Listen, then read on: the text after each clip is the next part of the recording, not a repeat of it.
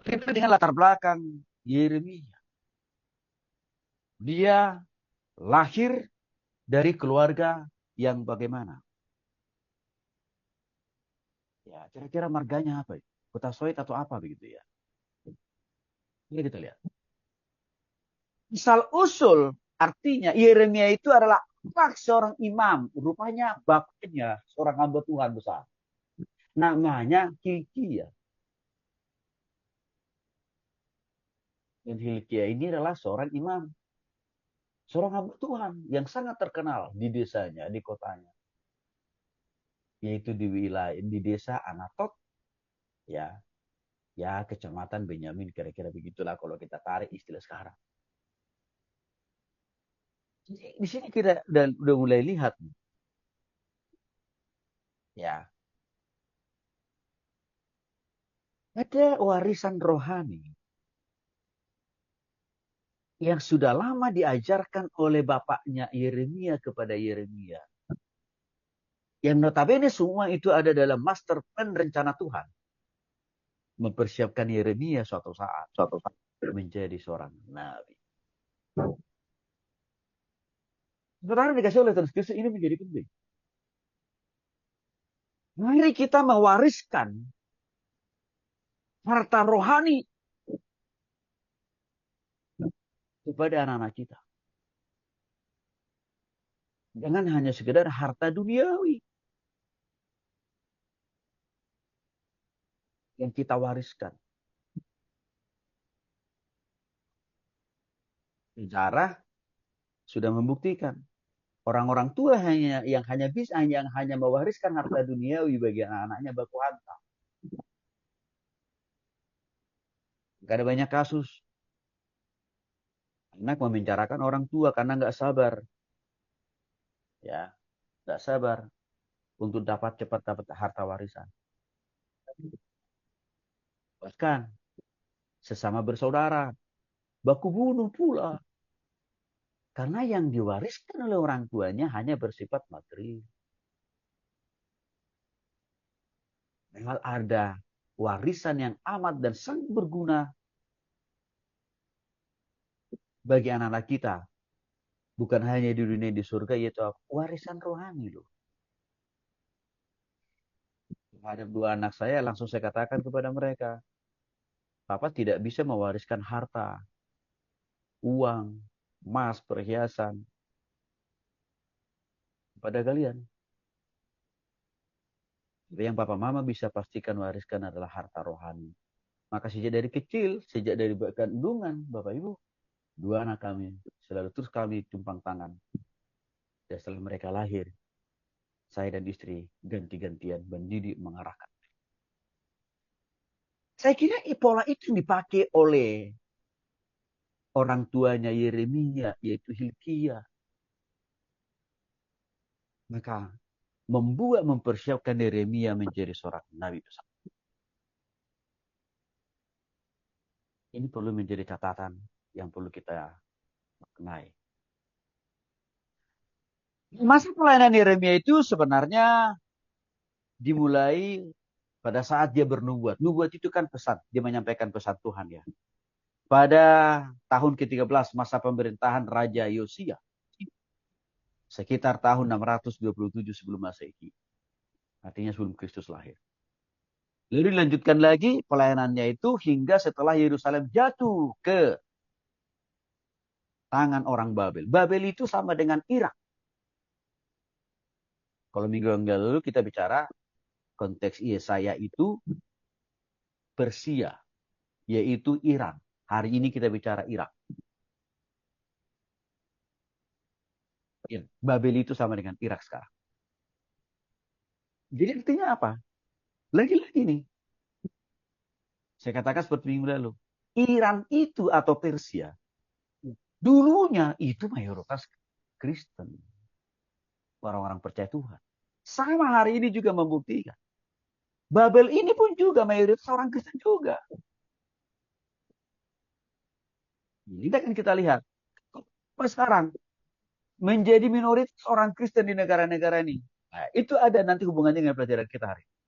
Maka kan saya selalu sampaikan setiap pokok bahasan kita itu menjadi relevan dengan kondisi kekinian. Supaya kita tahu dan akhirnya kita bisa belajar. Ya, jangan mengulangi dosa yang sama, kesalahan yang sama, tapi juga jangan membuat dosa yang baru lah. Kan kira-kira. Nah, sekitar tahun 587 sebelum Masehi, ia melayani di bawah 5 raja. Ya, satu raja Yosia, Yoahas, Yoyakim, dan Yoyakin dan Zedekia. Bisa dikatakan sebenarnya masa waktu Nabi Yeremia melayani itu ya cukup lama. Cukup lama. Ya, kalau kita pakai istilah kata presiden ya. Nama raja-raja ini ya minimal 5 presiden lah. 5 presiden. Di bawah kepemimpinan 5 presiden dia melayani. Memberitakan firman Tuhan. Ada takutnya. Tanpa ada gentarnya.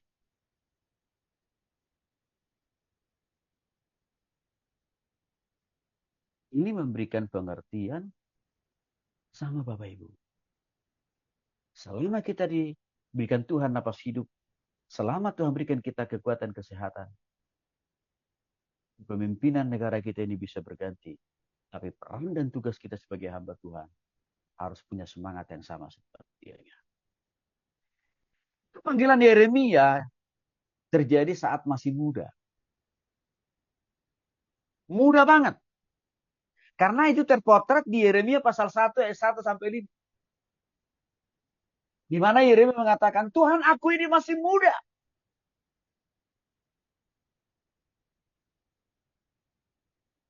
Dia belum sampai umur 30 tahun Yeremia waktu dipanggil dan dipilih oleh Tuhan Bapak Ibu.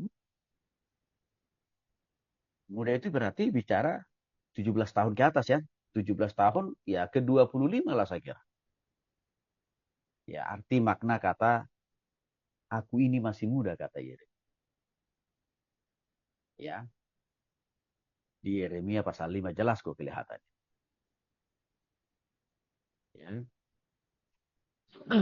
Nah, lalu yang menarik saudara yang dikasih oleh Tuhan Kristus, Yeremia juga mengatakan kepada Tuhan ya bahwa dia juga tidak pandai berbicara.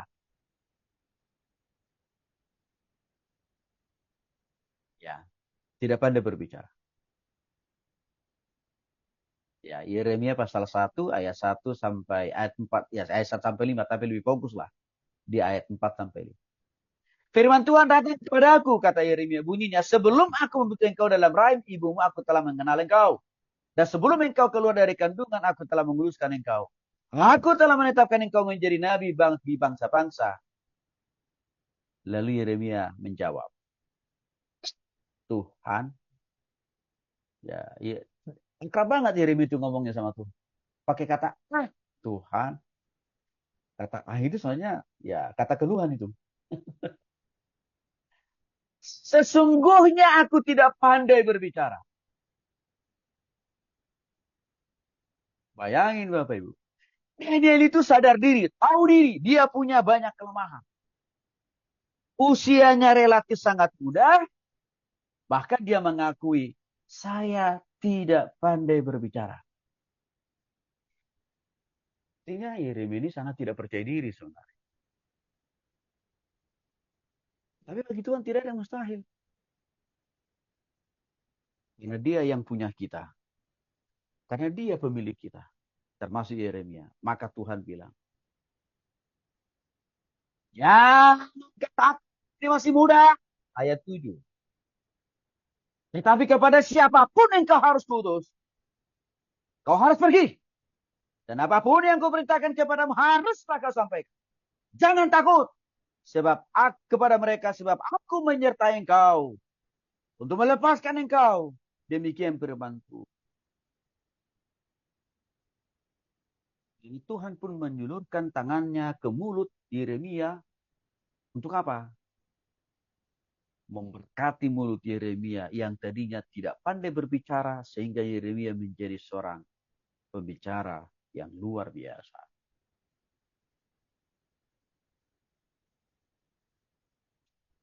Iya, Bapak Ibu,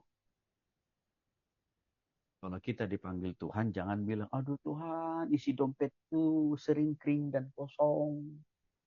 Penghasilanku pas-pasan. Rumah pun masih ngontrak.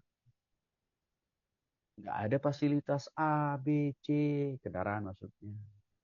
No, Tuhan panggil dan kita merespon. Urusan yang tadi itu bagiannya Tuhan, tanggung jawabnya Tuhan.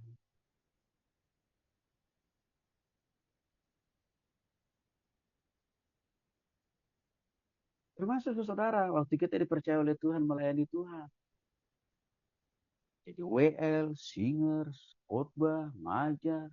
Jangan sesekali kita berkata, oh Tuhan, tidak bisa, tidak sanggup.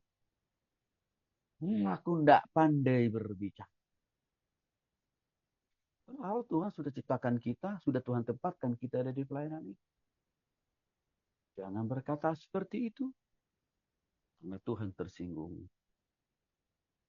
Kenapa? Kalau Tuhan sudah izinkan kita lahir ke muka bumi ini. Pasti. Tuhan dan sama pula sudah menyediakan potensi, kelebihan di dalam diri kita masing-masing. Minimal kita diperlengkapi. Minimal paling rendah. Satu. Talenta. Minimal loh itu. Maka tidak ada kata tidak bisa, tidak sanggup, tidak mampu. Ini waktu Yeremia diyakinkan, didorong oleh Tuhan, lenyaplah sudah rasa mindernya, dan juga apa? Hilanglah sudah rasa tidak percaya dirinya. Maka yang ada dalam dirinya.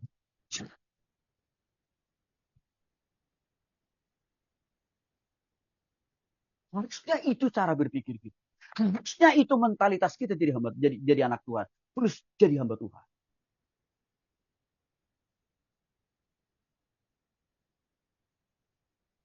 Kita menyadari kita dicipta, dilahirkan, dipercaya Tuhan hidup di dunia ini. Ini optimis. Gak ada kata pesimisme. Maka dari dulu Bapak Ibu, waktu saya jadi mahasiswa S1, saya nggak pernah menolak pelayanan. Sekalipun dulu awalnya saya tidak pernah. Saya jadi ingat jadi. Saya masih semester 1. Baru selesai ospek. Lalu senior-senior saya ajak saya ke persekutuan di kampus saya.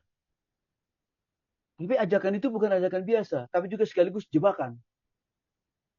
Kenapa saya katakan jebakan? Karena saya langsung dikasih tugas jadi MC. Karena waktu itu kami cuma 3 orang. Padahal mahasiswa di kampus saya cukup banyak. Cuma 3 orang kami yang datang ke persekutuan itu. Satu pembicara, satu pemusik. Ya kan? Ya MC-nya siapa? Mau tidak mau harus saya. Saya nggak pernah dilatih. Nggak pernah diajarin. Nggak pernah dibimbing bagaimana jadi MC, saudara. Tapi saya katakan, siap.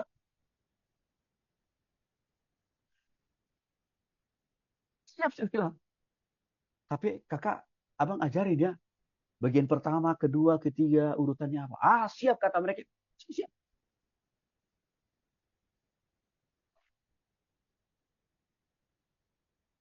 Saudara, cuma saya orang Batak. Pembicaranya senior juga. Orang Manado. Gitarisnya, ya orang Ambon atau orang Jawa itu. Ini baru dari kampung saya. Maka di awal sebagai MC, waktu mimpin doa, saya pakai bahasa kampung saya. Apa yang saya katakan? Martangi yang Mahita. Bingung mereka berdua.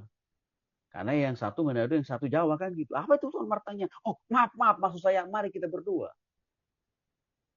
Belum lagi di awal, saya sambut dengan kata apa? Bingung pun. Ton, orang situ masuk. Oh, shalom, shalom, shalom. Maaf, maaf.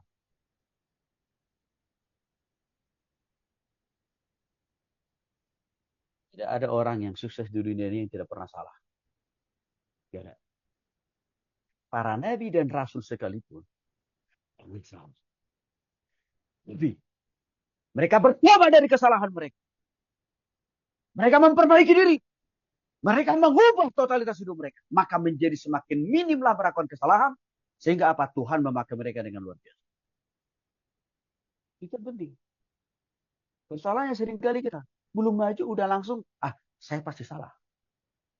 Ya, saudara tahu, itu berita hoax dari Sibolis tuh. Karena Sibolis itu tidak mau kita maju dan berkembang. Iblis itu nggak mau kita dipakai Tuhan. Dan seringkali kita lebih percaya apa kata iblis daripada apa. Ini penting kita pahami, Bapak. Bukan hanya untuk kita saja nih pemaknaan ini, tapi juga untuk orang-orang kita layani loh, Bapak. Disampaikan, diingatkan mereka. Karena seringkali sekarang gereja-gereja itu kesulitan cari pelayan. WL, singer, pemain musik. Susah. Dengan alasan apa? Aku kakak. Bu, aku masih muda. Nggak pandai bicara. Dia kutip pula apa yang dikatakan oleh Yeremia. Dan seringkali kita tidak sanggup meyakinkan, mendorong mereka. Bahkan dikatakan, yaudah deh nggak apa-apa. Oke, oke, oke. Oke, oke. Oke, oke, oke. Maka kita sendirilah yang akan tetap melayani Tuhan sampai Tuhan Yesus datang. Waktu kita dipanggil Tuhan, mati pula lah itu gereja dan pelayanan kita bangun. Karena kenapa? Kita tidak bersiapkan kader. Karena kita meninabobokan mereka di dalam ketidakpercayaan diri mereka. Ini kesalahan para pemimpin. Tolong jangan kita ulangi. Bagaimana dengan pribadi daripada Yeremia? Waktu dia menjalani pelayanannya, nggak gampang Bapak Ibu. Berat.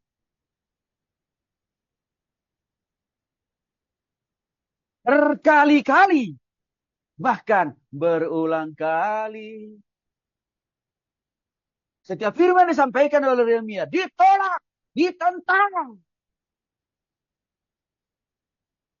Anggota keluarganya sendiri. Termasuk orang-orang yang satu kampung dengan dia. Termasuk orang-orang yang satu bangsa dengan dia. Bangsa Israel menolak Bapak Ibu. Ajaran, khotbah, firman Tuhan yang disampaikan oleh Yeremia. Di samping itu, zaman Yeremia sudah berkembang juga ajaran sesat. Jadi bisa dikatakan tantangan dari Yeremia itu dari dalam dan luar. Internal dan eksternal. Bahkan dia sampai pernah mengalami penganiayaan, yaitu dicebok, dipasung. Saudara tahu dipasung ya, diikat. Dirantai tangan dan kaki. Lalu apa? Dijebloskan ke dalam sumur. Ini gambaran bahwa berat sekali. Awal perjuangan, awal pelayanan dari Yeremia. Maka kalau kita bercermin kepada nabi-nabi dan rasul, tidak ada yang mudah. Tidak ada jalan yang mudah untuk menjadi hamba Tuhan, untuk jadi pelayan Tuhan. Tidak ada. Tuhan memang tidak selalu menjanjikan jalan yang kita jalani itu dalam melayani harus pasti selalu lurus seperti jalan Tuhan. Enggak. Maka ada sebuah judul lagu. Berlika-liku kehidupan ini. Itu benar itu. Tapi yang Tuhan janjikan, aku siap menolongmu, aku siap menghiburmu, aku siap untuk memberkati. Yeremia mengalami masa-masa sulit dalam pelayanannya. Apakah dia mundur? Berapa? Beda dengan orang-orang Kristen sekarang.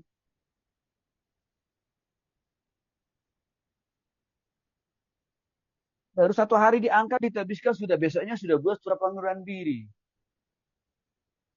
Kalau dulu saya punya kepengurusan, Bapak Ibu, ada pengurus saya mundur.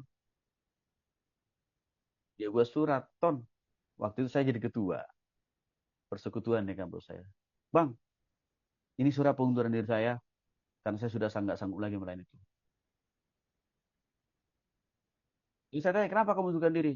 Ada deh. Gitu. Rupanya dia mengundurkan diri karena dia ditolak oleh orang yang sedang yang dia dekati.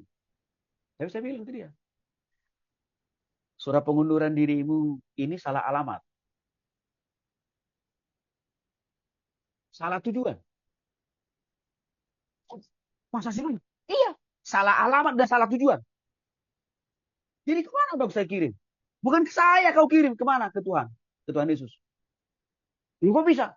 Karena yang memilih kamu, yang memanggil kamu, yang melahirkan kamu ke dunia ini bukan saya, Tuhan. Yang menetapkan kamu awalnya menjadi pengurus di pelayanan ini siapa? Bukan saya, Tuhan. Jadi silahkan cari alamat, kode pos, nomor, rumah Tuhan Yesus. Cari, mau kirim pakai paket apa. Jadi jangan kamu serahkan ke saya. Ujung-ujungnya nggak jadi mengundurkan diri. Nah ini saya dorong. Semua dimanapun pasti ada tantangan. Pasti ada kesulitan kok. Saya juga punya pergumulan.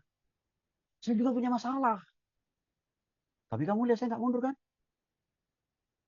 Karena Tuhan pasti tolong. Mentalitas Yeremia luar biasa.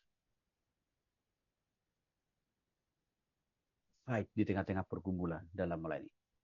Sekalipun dia dicambuk, dipisung, bahkan dijebloskan ke dalam sumur. Itu orang Kristen hamba Tuhan sekarang. Nggak sampai segini-gininya saya kira. Tapi kadang-kadang hanya masalah hepeng, hanya masalah kebutuhan ekonomi saja. Kita sudah langsung mundur. Bahkan bukan hanya mundur dari pelayanan, murtad dari Tuhan. Itulah yang dilakukan oleh Yahya Wahloni.